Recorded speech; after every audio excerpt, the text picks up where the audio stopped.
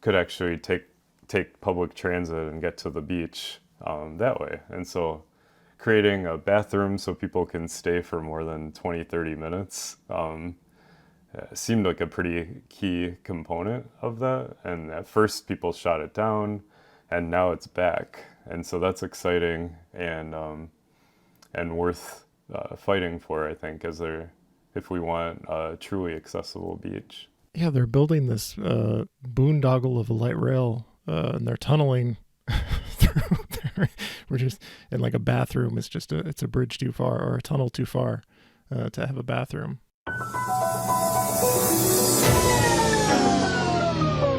We're rolling. We're rolling.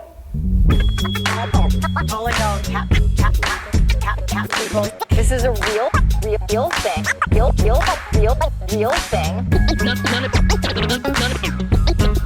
None of you have the balls to stop this. Stop this. I've got plenty of time. I have nothing else going on today. We're in the Wedge neighborhood right now.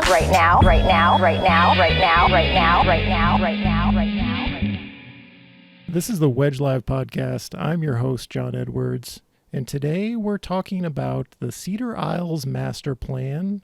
It's an issue that's close to my heart. I am often over on Lake of the Isles, Cedar Lake, walking around. I love to be in the woods at Cedar Lake. That's one of my favorite places in the city. And the park board is going through a master planning process. I want to insert this at the beginning of the episode, plugging the 45-day comment period, which goes until March 10th.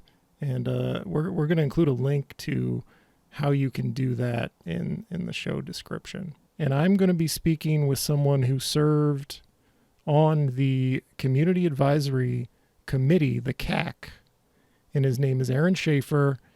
Aaron, are you a meteorologist?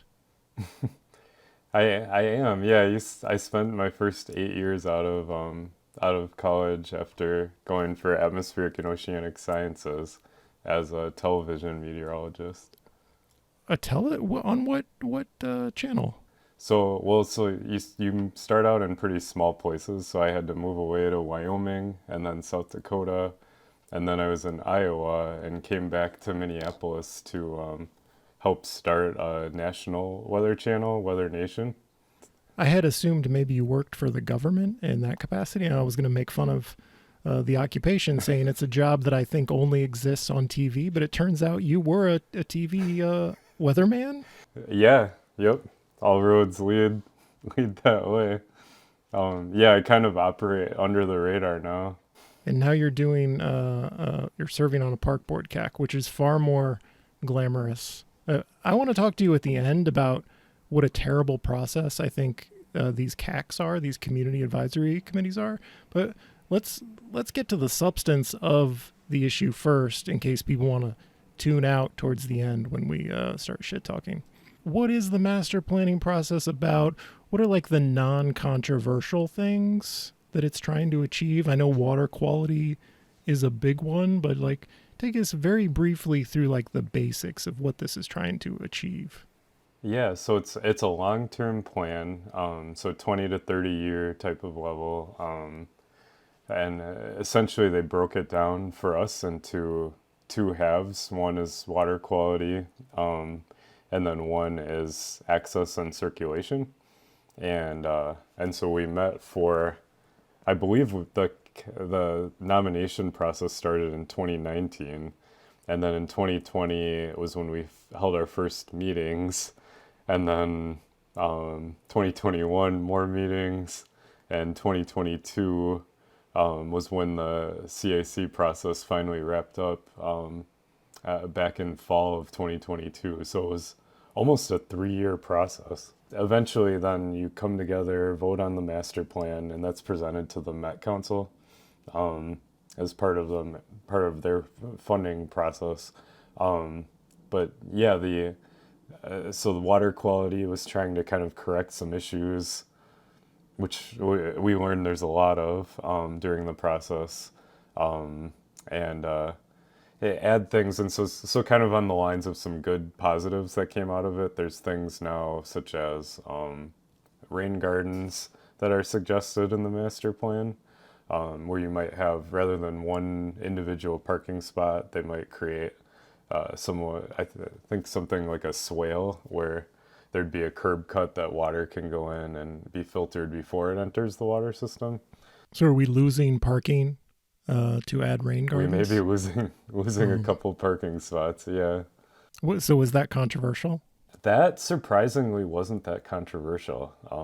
It may be in this 45-day comment period, but during at least within the CAC, I think it was either unanimous or almost unanimous to have those. As someone who's often walking Lake of the Isles and Cedar Lake, I don't really see parking as it doesn't seem to be the parking is a big issue. There's no crunch for parking. So essentially, what I'm hoping, there's some great things that were included in the plan, or maybe were sort of included in the plan, and so what I'm trying to do is rally anyone who kind of cares about these things, hopefully in favor of them, to either fill out a comment that's on the master plan website, or email their park board commissioner and or at-large commissioners, depending on their motivation. Hopefully all three of those options, that would be ideal. I think during the process there were a lot of voices heard from neighbors of the lakes, and maybe about 20 to 30 voices, and those people would show up at every meeting, in person, online, and then I'm nearly certain they were emailing their park board representative. And so I think hearing from some fresh voices, hopefully in favor. That's what a CAC is all about, Aaron. It's about people who live right on a park telling the park board what they want. It's not about the people who use the park. It certainly felt that way. That's why I hate this form of engagement. It is so totally focused on people for whom the park is their backyard, trying to make the park as unusable as possible for people who don't happen to live across the street from it. But that is a topic for later. So the kind of going off of people kind of treating the parks as their own backyard, and neighbors having a strong voice in the CAC process. One great example of that is the East Cedar Woods, which is a lot of the neighbors described as secluded and wonderfully secluded, and that's how I would describe it, Aaron. That's exactly how I would. That's kind of what I love about it. Are you telling me that's going away? I will say it's not going away, but I do think some people think it is. And one of the biggest fears that people have had is if you go into those woods, say 20 times, you might encounter some bicyclists a few of those times. Yeah, there's someone on like a very heavy duty like mountain bike off-roading. It's doesn't happen very often, but you will occasionally see that. So my kind of strategy, and I'm on the bicycle advisory committee, I've been on other boards or neighborhood committees, and my strategy is I'm more of a pragmatist, so I see a problem and try to fix it, and I lean maybe a little bit more in favor of pedestrians and cyclists and transportation users. And so essentially what I identified with this particular one was that we have a system of only pedestrian trails, but cyclists opt into using them sometimes. And so what I suggested was that we solve that problem with a soft path bicycling trail, and soft path mostly because there seemed to be stronger pushback against any sort of pavement in the woods from neighbors, and so it seemed like a soft path might be more likely to get in. But essentially you would give people a route, an actual official route to go through those woods by bike, and then there'd also be pedestrian paths too, and they could be separate and clearly marked and official. Point of the bike trail will be to connect to what? So the point of the bike trail would be kind of essentially to close the loop on Cedar Lake. So you'd have some way, like it still would be indirect because there's no pedestrians or bicycle paths proposed for that southeast corner of Cedar. But you'd be able to kind of go into the woods a little bit parallel and then bypass the light rail station. That'll be the new light rail station that'll be at the intersection of the Kenilworth Trail and the Cedar Lake Trail. And so right now it's kind of, if you look at a map, it almost looks like an arrowhead. It's a very sharp point where you'd have to actually go decently a few minutes out of your way if you're trying to ride around Cedar Lake. So from what I was hearing is that a lot of the reason people were cutting through the woods was because maybe it was fun because it's woods, and if you're on a mountain bike, that'd be fun. Right. And then the other reason is just because they'd have to go pretty far out of their way just to avoid those woods, and so this would solve that. Here's a related question, if I can remember it. They're removing some of those like unofficial trails. Are you familiar with that issue? Like some of the trails are going away. How do you, because those are kind of like, I don't know what the official term would be, but maybe desire path is a term I'm familiar with, but it's like through the woods. So how do you make that go away? Yeah, well, that's a great question. I think some of it is just, so I think a lot of the things with the CAC outcomes are kind of wishes in some ways. Why do we And that want was that what to I was go trying away? to get across. Yeah, I think it's a great question. It's hard. So sometimes I think I've kind of gotten into this trap sometimes of like where I've kind of put myself into a box to be able to negotiate with some of the other members of the CAC or the community. And so I think I personally probably would want paths to stay. There are a number of people, some of them on the CAC, who are under the impression that extra paths will be bad for wildlife and nature, and so they want to fill them in. And I don't know with what exactly or how, but essentially try to return them to nature in some fashion. So we can go on to number 2, the permanent, or 1B on this list here, permanent bathroom on East Cedar. Tell me what that's about. Bathrooms are very contentious. This is like a recurring issue with park planning. Yeah, so bathrooms being an issue was very new to me on this. That was actually one of my big just takeaways overall, was I came away with, I guess, my own set of things I thought were kind of just a given, and one of them I would have thought would be a bathroom at every lake, and turns out I was wrong on that.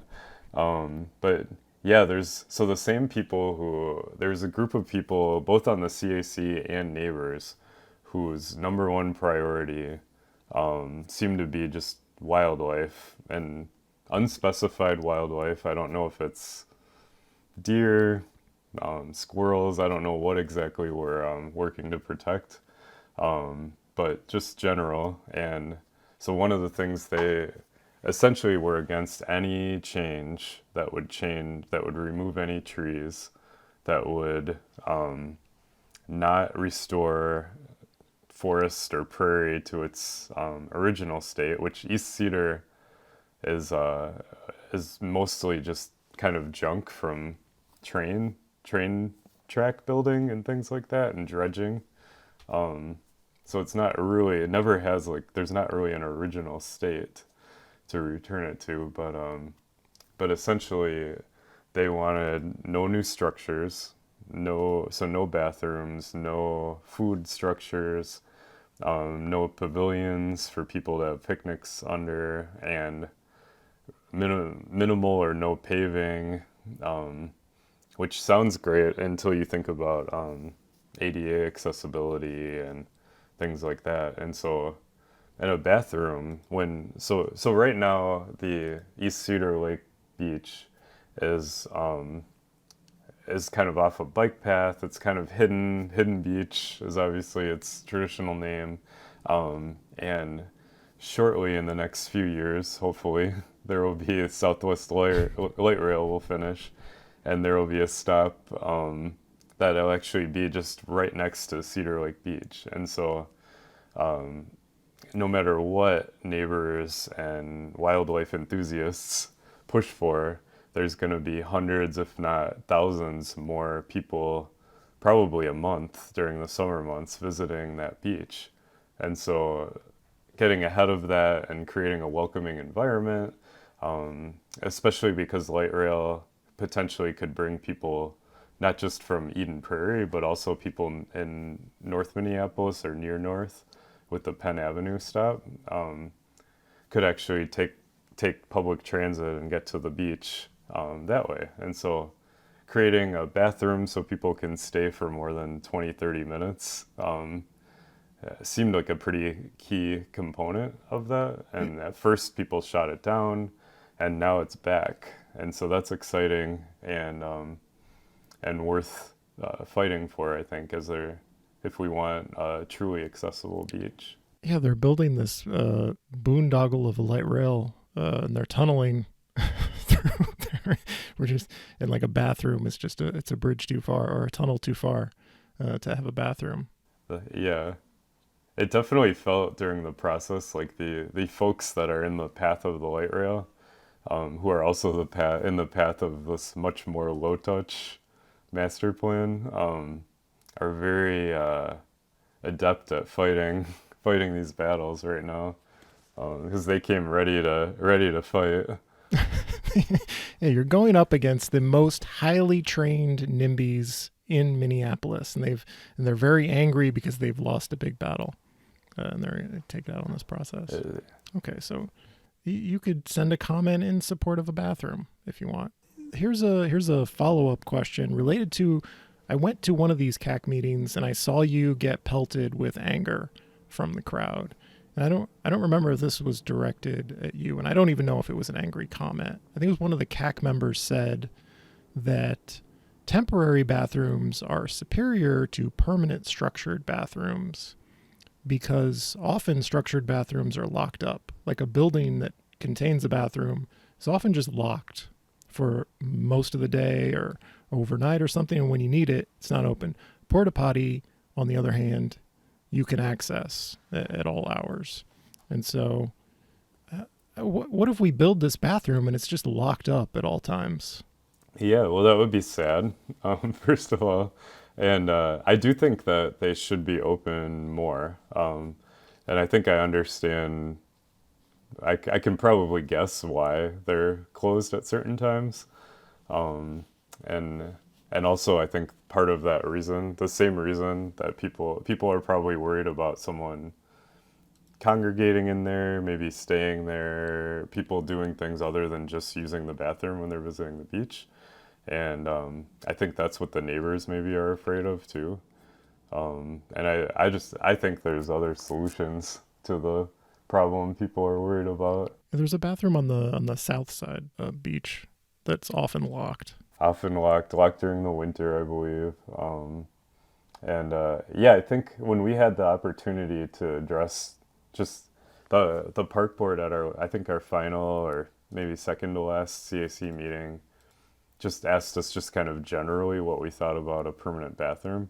And when you didn't specify a location, it felt like most people were in favor of it. My comment was that I would like a permanent bathroom somewhere, but that it should be open 24/7, and should be open in the winter for sure, because it's so heated. A heated bathroom that is open in the winter would open up a lot more recreation opportunity. People are very much in support of hypothetical bathrooms. The idea of using the bathroom, people are very much in support of. But when you tell them where it's going to be, not there. No bathroom there. Okay, let's go on to issue 2. So issue 2, yeah, so if you go on the northwest corner of Cedar Lake, as a biker or pedestrian or whatever, really, you have a 12-foot wide, sometimes, path, sometimes 11, sometimes like 10 and a half feet wide, encompassing all of the pedestrians and two-way bicycle traffic. And really what it does is it kind of ruins that corner of the lake as a park user. Because if you're over there and you're trying to walk, you kind of constantly have to be, or run, you have to constantly be aware of where bike traffic is. And if you're a cyclist, you constantly have to be aware of not just other cyclists, but pedestrians that kind of spill over into the bikeway. I think the pedestrian portion is 3 feet wide right now, roughly. And so it's around 8 feet wide for bicycles. And the edge of the pedestrian path closest to the lake is kind of crumbling. So that's where you kind of lose a foot or so in some spots. And to me, this is one of the most beautiful places in the whole city. And so you could easily squeeze the parkway in a little bit to narrow the parkway, still keep it two-way traffic. One of the initial plan ideas actually closed one direction to buy back about 10 feet of space. But folks fought that, and it didn't seem feasible to actually get the CAC to vote in favor of that. And so I kind of switched tactics to just either kind of a boardwalk or neighbors are very against a boardwalk, and so I should be careful with my wording with that. But it's some sort of a ledge / boardwalk. So are we talking about the trail that goes like east-west across the north side of the lake, or is it the part that turns to the south? Like which part? Because there's kind of like a wooden bridge thing there already, right? Yeah, so it's before that. So if you picture, it's the part that's along the road, and so it's between maybe 21st Street and the bridge. The bridges. I know exactly where you're talking about, the crumbly path. I marked down, what was the last thing you said? It reminded me of a comment from that meeting. The boardwalk. Oh yeah. Oh, here we go. I was gonna do a segment where I read my old tweets and then you tell me what the outcome was, but oh yeah, it was gonna be like a game show. That could work. And I have the direct quote here. We live in this neighborhood. We pay the taxes. Now there's a boardwalk we didn't ask for. Oh, no. That cack was so painful, but also kind of hilarious if you didn't have to be there and endure the pain in person. It was, I went back and read my live tweets. It was so much funnier than I remember. That was quite the quote. Yeah, I believe that was the sentiment. You could apply that sentiment to about 15 to 20 other people I kind of got to know over those 2 to 3 years. So what does the boardwalk have to do with widening the bike path? How are those two things related? Yeah, so kind of a standard bike path width for a two-way bikeway is a minimum of 10 feet. And so, and then a standard pedestrian path would be about 8 feet.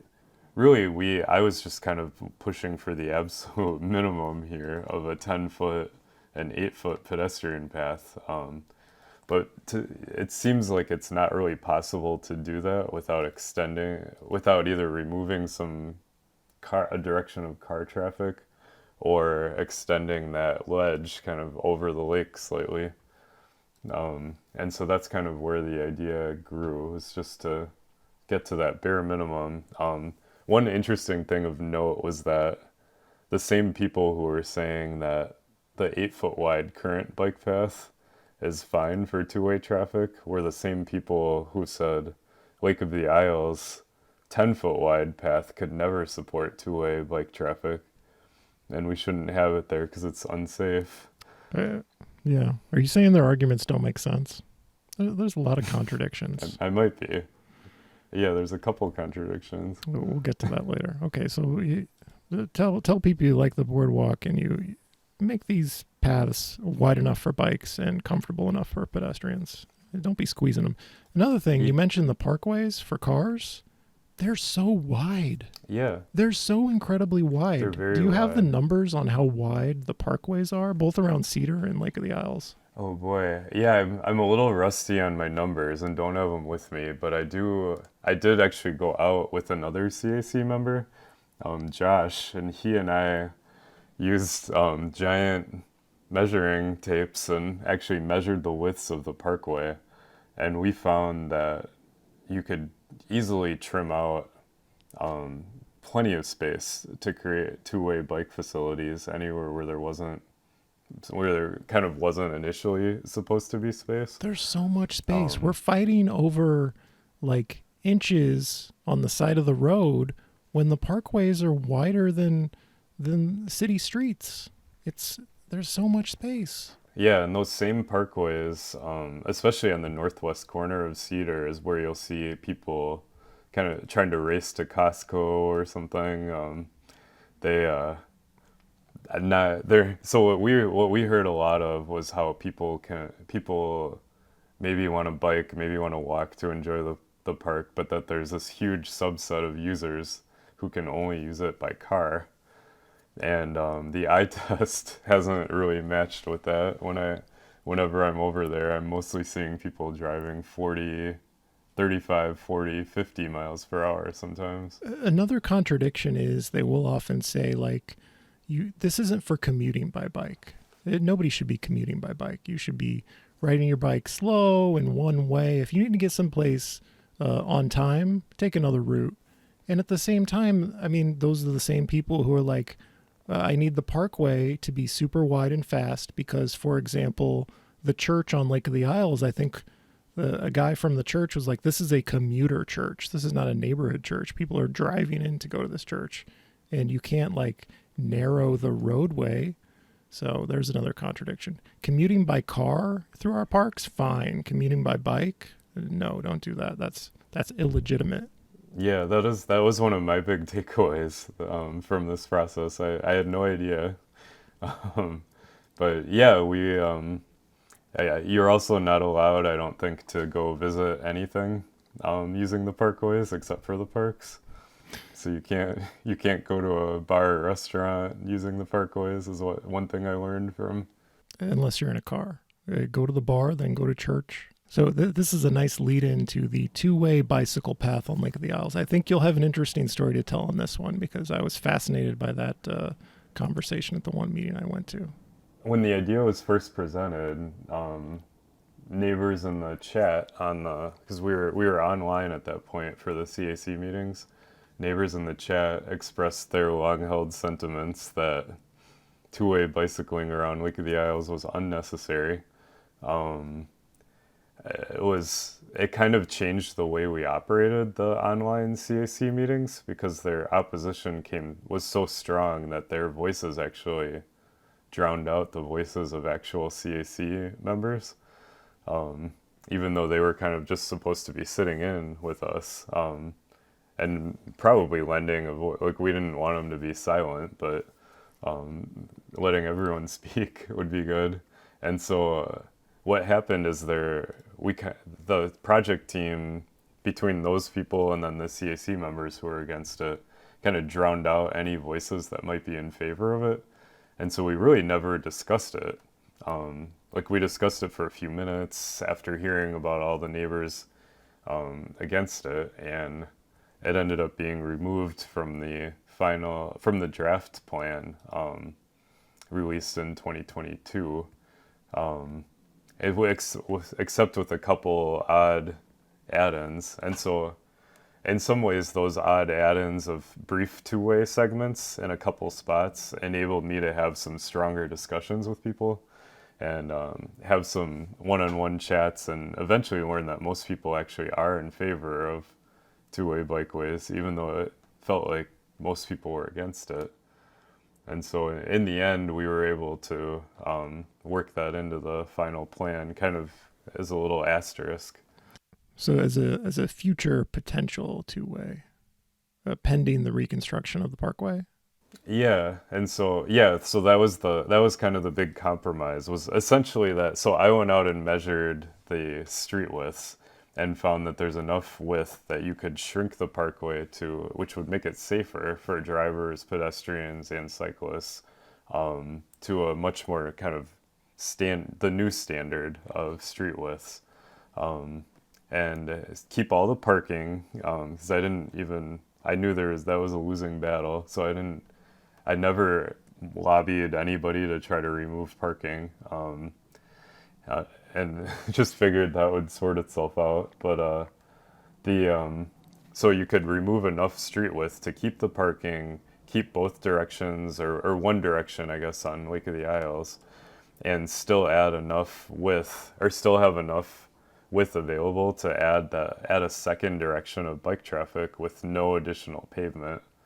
And so by doing that, it was a little tricky, because it tricky in a good way, in that it bypassed all of the NIMBY arguments I had heard up to that point were negated when you figured out you could keep the same amount of car traffic and keep all the parking and not expand the overall footprint of paved space, but still add two-way biking. So one of the arguments against the two-way bike path, which I learned watching you speak at that meeting, was that people are very against adding more pavement because of pollution. The argument is impervious surfaces, water runoff into our lakes, just pollution. And then you had like a water quality expert who was also on the CAC. Is that true? Anna, I think her name is Anna. Anna O'Leary. I'm going to read one of my tweets from that meeting. Anna, the water quality professional, tells a commenter that adding a paved trail to a section of Cedar Lake is not a significant source of pollution compared to cars on parkways and in parking lots and the size of the watershed draining into the lake. People like zero in on a little bit of pavement for a bike lane as a huge source of pollution and totally ignore just the massive amount of car infrastructure that we build into our parks. I mean, if you really cared about water quality and impervious surfaces and pollution, you'd be going to war against all of the parking lots and the super wide, parkways and all of that. But they don't. It feels like this is just an excuse to take a bite out of bike lanes. I definitely agree with that. I definitely think that's what's going on. Because the watersheds. I was actually one of the most shocking, because I learned a lot during this process, a lot of just kind of things about people, but also a lot of things about the parks. And one thing that was most surprising to me was that we have huge watersheds that drain streets, all those storm drains over portions of Uptown and places just kind of all surrounding these two lakes have water just directly draining right into them from the streets. And so to single out bike lanes or even the parkways themselves for cars are pretty minimal compared to the rest of it that's draining in. Right. So your solution to that, you even taking into consideration that it's a bogus complaint, you kind of threaded that kind of gracefully and tried to find a compromise by putting the other direction of the two-way bike lane. We have the existing one direction around Lake of the Isles. Your solution was, well, the other direction, we're just going to put it on the street because the street can accommodate it.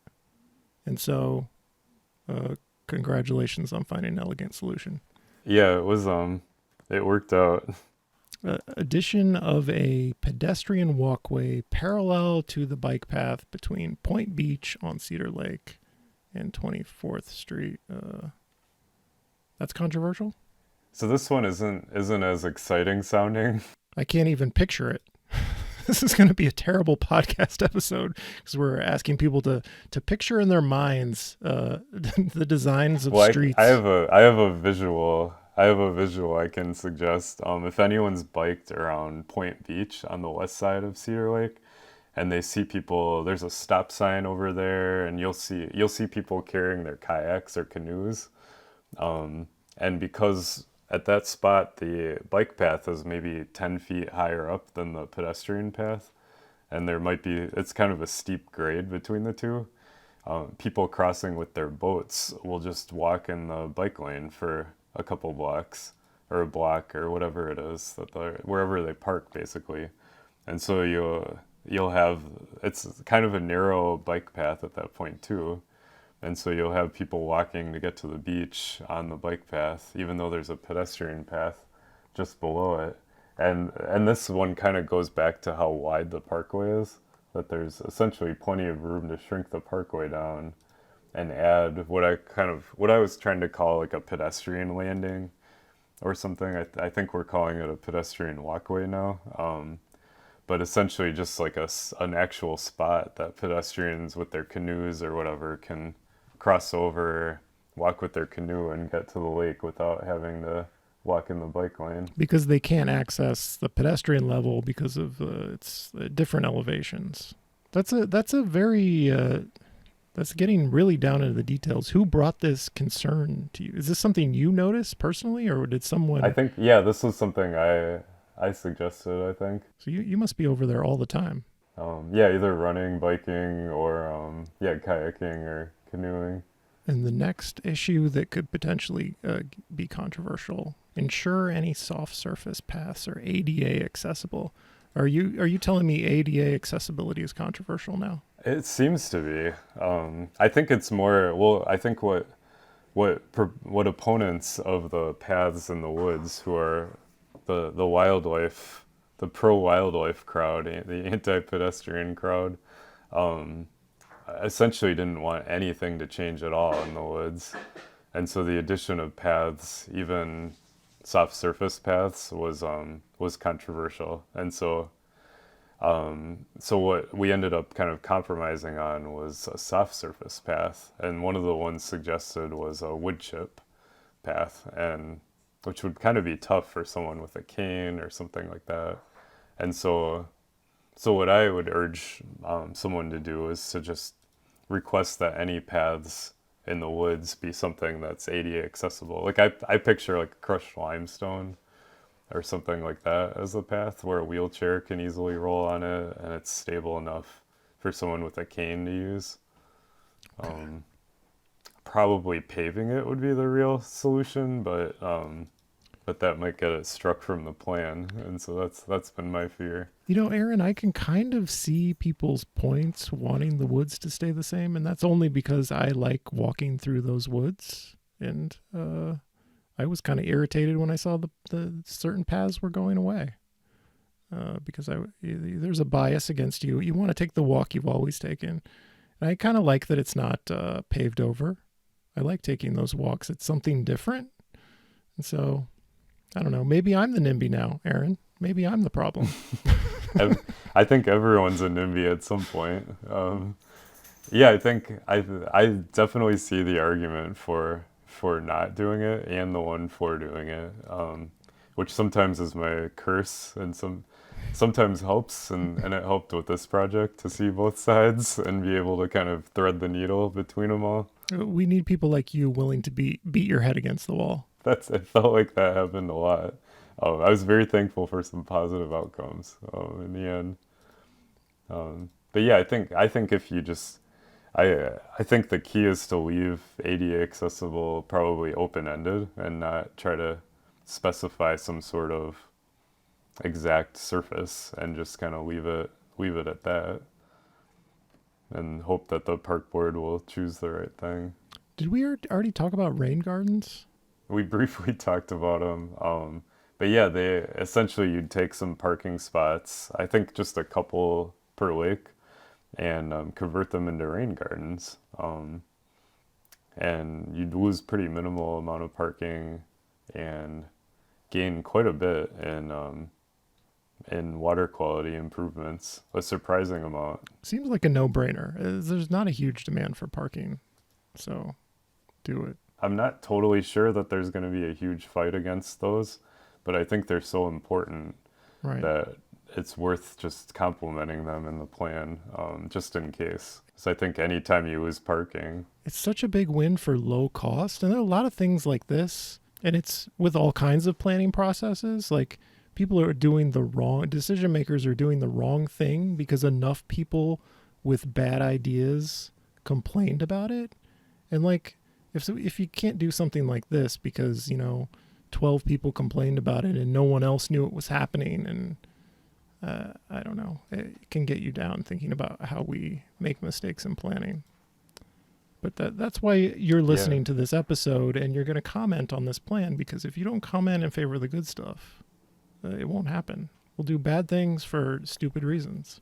Let's go to number 7. Yeah, so number 7 kind of goes back to I often refer to the people trying to get to Costco in a fast way. And part of that is I'm guilty of it myself, going to Costco at least, not necessarily speeding down the parkway. But it's on the way. It's right just a mile or so east of that St. Louis Park Costco, and so people will cut through there, either from north or south. They're maybe coming from work too, not always Costco, but essentially, when I was measuring these roads, a lot of them had 8 to 10 feet of extra width that you could easily trim out without reducing the traffic capacity of the roads and without taking away parking.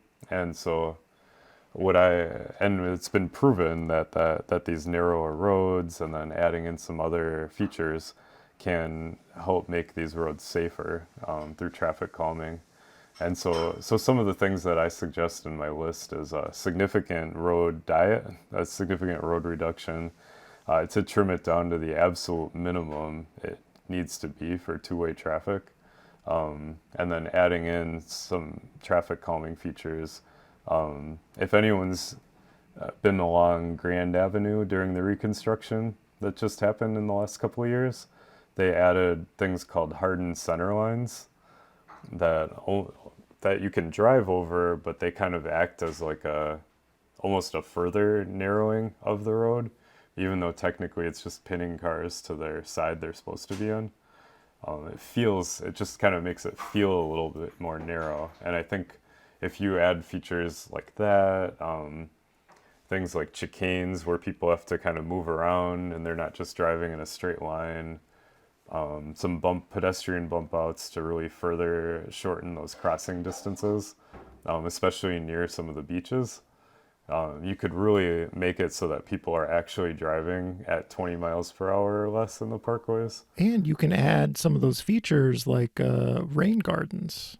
Like there's a traffic safety, pedestrian safety, bicycle safety, and like environmental impacts on the water quality, all by just narrowing the roads. It gives you space to do other things, and just like adding more green stuff, adding more trees potentially. We're wasting so much space so people can drive fast to Costco, as you said. I didn't even know that this was a route to Costco. Yeah, it's really a win for everyone, all thanks to the fact that those streets were overpaved to begin with. And so, while I might personally want things to be different or smaller, it seems like something that could be an easy win if enough people are in favor of it. So does the park board have the equivalent of like a transportation action plan? Like it feels like some of these things should be sort of standardized. Like when we're reconstructing a parkway, this is how wide the road needs to be. Maybe we're going to do some traffic calming. We're going to leave space for, like, if the road is too wide, we're going to plant trees. We're going to put in rain gardens. We're going to put in bump outs. Is this not standardized? Are we really fighting about this CAC by CAC, master plan by master plan? Yeah, I kind of think we are. Oh, that's terrible. That needs to be fixed, right? Yeah, I wonder. I'm not quite sure what the process would be for that either. Maybe from the elected. It's just wasting a lot of people's time, having people argue about stuff. Just standardize it. The park board needs a street design guide or something. Well, and kind of what I'm kind of hoping will come out of this plan is that maybe there's some elements that can be standardized, like the rain gardens, like the narrowing of the parkway, and then also just the basic premise where we solved in air quotes, solved the two-way biking question for Lake of the Isles, where you reconstruct the road, make it narrower, and then add that second direction of traffic. That kind of felt like we discovered the blueprint for how you could add two-way bicycling to all the lakes and the Channel Lakes. Another thing about the two-way, so in the near term, it's going to like a partial two-way, right? Around part of Lake of the Isles. Yeah, with paint, like a paint solution. So it feels it feels unnecessarily confusing, because I feel like if somebody who's new in town is going to think, well, I'm just going to bike this way around the whole thing. I don't know. There's a lot of people. We should set expectations around the entire lake, I think. It's unnecessarily confusing and potentially dangerous that somebody's biking the wrong way in the dark, and we should set expectations. Yeah, and I think anyone who regularly bikes around these lakes has seen plenty of people biking the wrong way. I windsurf on Minneapolis, and if I'm there for a couple hours, I'll see 10 or 15 people ride on bikes or scooters the wrong way. So I'm very excited to meet someone who windsurfs on Minneapolis. Did you know there was like a windsurfing contingent who was very upset about the parking lot? I'm not familiar enough with this issue to talk about it intelligently. Didn't they shrink the parking lot, and that became like a big controversy? Yeah, it's tough. This is where non-NIMBYs become NIMBYs. Oh, did you care very much about that one? With windsurfing? Well, so not necessarily. So yes and no. It really tested my loyalties, as I tend to be anti-parking and pro-bike, pedestrian, pro-transit, and what windsurfing does is or what you need for that is on that lake in particular, you either launch on the north end or the south end, and there's really no in between. And so if the winds are coming from the north, you launch from the south end, and if the winds are coming from the south, which in the summer they generally do, you go to that north end. And so on a day where when it's 95 degrees and windy, the wind's coming from the south, windsurfers all will want to go to that north beach because it's the only place to launch. And so and then there's no other place if you're driving in with your gear, which most people do. There's no other place to put your car to store your car while you're there, because there's no other parking anywhere nearby. So that's what stirs up the emotions. And I think I've heard some stories that make me embarrassed for my fellow windsurfers. You feel embarrassed on behalf of the windsurfing community? I do a little bit, yeah. Like I definitely understand why there is concern, but I will say the way it worked last year worked perfectly, and I don't think there were any issues with the skate park added. Here's an idea: we could price parking based on wind direction. The wind direction is really good for a particular parking lot, price of the parking goes up, and it scares away the non-windsurfers, and it leaves space for the windsurfing crowd to move in. How about that? If anyone from the park board is listening, maybe you could work in wind direction into your parking prices. Dynamic pricing for... I think that could be the winner. Here's a topic that I didn't see on your list. And can we include your list, your spreadsheet thing, in the show description for people? Sure. Yeah, absolutely. Okay. So here's an issue that I didn't see mentioned. Eliminate the Cedar Lake encroachments. So it's kind of on the southeast side of Cedar Lake, south of the channel. All of those big old mansions, basically their backyard is encroaching on the lake, and you can't get through. And it's park property. You should be able to walk through there. Was anything done with that? Yeah. So yeah, that southeast corner of Cedar Lake is just a monumental mistake. Whoever first allowed those encroachments to be built, that make it feel like you're even though you'd walk on public land if you walk there, that you're walking in someone's personal backyard. And so one of the big goals that I had going into this was that now's the time to do something to restore that to the public. And unfortunately, there's a lot of opposition to that, as you may guess. But shouldn't it be just the people who live there? Isn't that the opposition? Why would anyone else be like, yeah, that person's backyard is no longer park board property. That's their backyard now. Who is in support of that aside from the people who live in those giant multi-million-dollar homes? Well, that's what I assumed going into it. I didn't think we'd experience opposition, but those people know people, and whether Okay. they're politicians or just other people who live nearby who are against all the other aspects of the CAC plan. Class solidarity, I guess. Yeah, so there definitely wasn't that much opposition to it, but what you kind of ran into was a combination of that and the people who don't want paths of any sort added. And so suddenly you could prevent a path being built by fighting for the people's encroachments to remain on the southeast corner. And so we kind of threaded the needle on that one too, and got and essentially just asked for a plan to remove those encroachments and restore the beach to its natural state.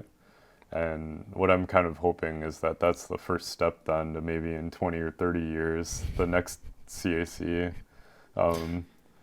implementing an actual path that would then be built in 20 to 30 years from then. We have to wait 30 It can be years kind of sad to get the sometimes. parkland back from Yeah. the rich people. Mm. I mean, those houses have to change hands occasionally. Can we just like have it so next time you sell this house, it's going back to the park board. That portion of your backyard is going back to the park board who legally owns it.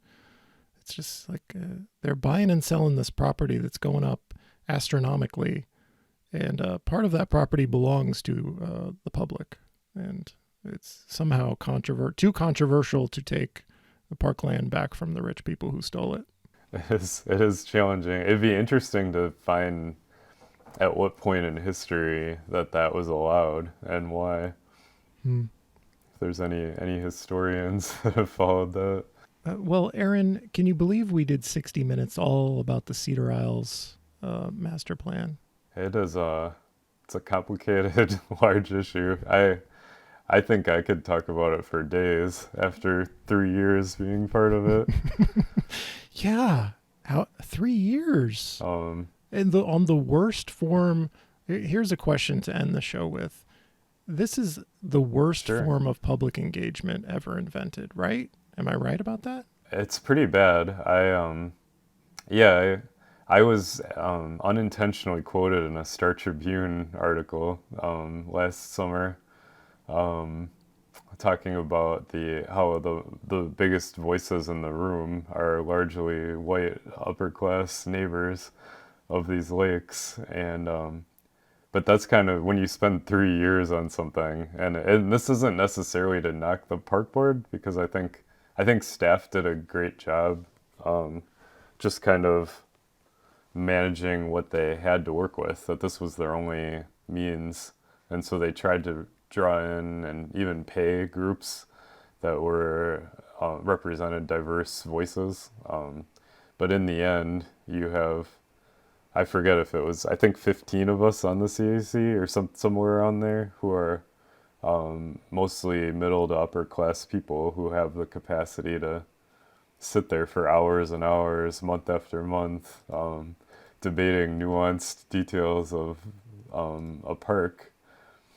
And so it felt like if you really want to get, I don't know what the solution really is, other than maybe just having staff and elected officials solve things rather than all the voices. I think you got to do public engagement in a different way. Yeah, and I think that's where the power of anyone listening to this who's actually who will take that step and email their park board commissioner, especially if they've never emailed them before. I think and this could totally be me making this up or my own personal opinion, but I'm guessing some of these park board commissioners are sick of hearing from the same people, whether they're in favor of what they're commenting on or not. And so I think some new voices would actually be pretty helpful right now in swaying some of those votes. And I know park board commissioners sometimes will actually add some of their own ideas to master plans too. And so that could be where some other people's suggestions could come in. It is surprising, if you're just coming to it fresh to local politics, to discover you think park board politics would be less controversial. Like there's less police politics, less crime politics involved. It's about parks and recreation, but it can be the most not in my backyard thing in local politics because people start to think of this public park near to their home as literally their backyard, and they defend it with great energy and determination. And so if you go to one of these 3-hour meetings, don't ever volunteer to be on a CAC, but go to one of these meetings. It's astonishing. How did you end up serving on it? Who did that to you? Oh boy, yeah. Well, I had some thoughts about mid to late in the process that I made a terrible mistake. But then after rallying people to end up being actually in favor of some pretty reasonable things, I ended up feeling pretty good about it now. But yeah, I missed out on the Lake Harriet and Bide-Makaska CAC, and I probably would have made the same mistake and tried to apply to be on that if I had known. But so my wife and I live on the kind of sort of near the northeast corner of Lake Harriet. And so what kind of motivated me was that I felt like a huge flaw in that plan was keeping one-way bicycling. Because for us, where we enter Lake Harriet is from 43rd Street. And so if you bike along the street, which is counter to that one-way path, essentially to get to Lake Harriet Bandshell using the bike path, we have to ride I think almost 3 miles. But if we go to Lake Harriet Bandshell using the street, or if it was a 2-way bikeway there, it would be like a half mile or so. Hey, we're almost 70 minutes into this, Aaron. I think we should shut it down. Wrap it up. Yeah, I think so. If anyone has any questions, they can message me on Twitter or anything. I'm going to include Aaron's Twitter handle in the description, and also if you're watching on YouTube, youtube.com/wedgelive, it will be on the screen as we talk about this. I don't know why you would listen to 70 minutes about if the Cedar-Isles master plan is in the headline of a podcast episode, don't click. You won't want to click on that. But if you're like us and you live near these lakes and you spend time there, hopefully you got something meaningful out of this. Please comment on the Cedar-Isles master plan through March 10th, right? Yeah, and make sure to do the survey as the easiest option. But then messaging your commissioner and at-large commissioners is another great way to help. Yeah, and get involved in park politics, because we got some duds on the park board, and I think that's a result of people sleeping on the park board. Pay more attention and let these people know that you exist and you have thoughts. Okay, thank you, Aaron Shaffer. Meteorologist Aaron Shaffer, for joining me to talk about the Cedar-Isles master plan. This has been the Wedge Live podcast. I'm your host, John Edwards. Thank you for listening.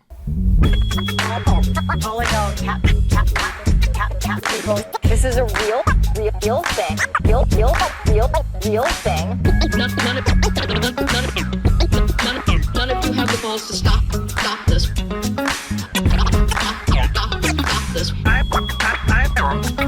I've got plenty of time. I have nothing else going on today. We're in the Wedge neighborhood right now.